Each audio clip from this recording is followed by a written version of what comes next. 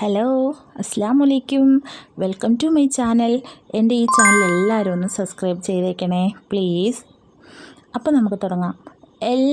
എല്ലാവർക്കും ചിക്കൻ കറി വെക്കാൻ അറിയാമായിരിക്കും അല്ലേ? എങ്കിലും പലയിടത്തും പല രീതിയിലായിരിക്കും വെക്കുന്നത്. ഇതുപോലൊന്ന് ട്രൈ ചെയ്ത് നോക്കണേ. ഒരു പാൻ പാത്രത്തിലേക്ക് കുറച്ച് വെളിച്ചെണ്ണ ഇട്ട് കൊടുത്തിട്ട് 4 സവാളയും കുറച്ച് കൊച്ചുള്ളിയും കൂടെ ഒന്നിട്ട് വഴറ്റിയെടുക്കാം.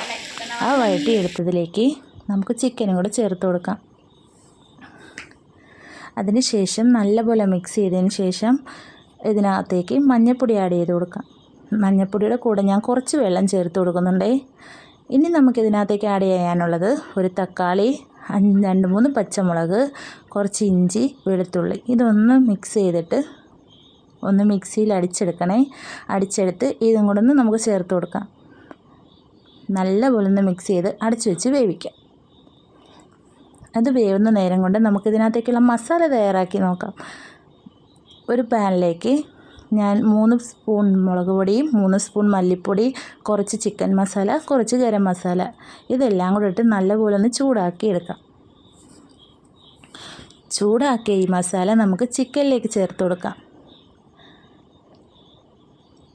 ചിക്കൻ അടച്ചു വെച്ചൊരു 10-15 മിനിറ്റ് വെന്തതിന് ശേഷമാണ് ഞാൻ അരപ്പ് ചേർത്ത് കൊടുത്തത്. അതും കൂടെ ചേർത്ത് കൊടുത്ത് അടച്ചു വെച്ച് ഒന്നും കൂടെ നമുക്കൊന്ന് തിളപ്പിച്ചെടുക്കാം. ഒരു 5-10 മിനിറ്റ് നമുക്ക് തീ കുറച്ച് വെച്ചിട്ട് തിളപ്പിച്ചെടുത്താൽ മതി. അപ്പോൾ ഇതുപോലെ കുറുകിയ ചാറോടെ ഉള്ള ചിക്കൻ കറി നമുക്കിവിടെ റെഡിയാകും. എല്ലാവരും ഒന്ന് ട്രൈ ചെയ്ത് നോക്കണേ.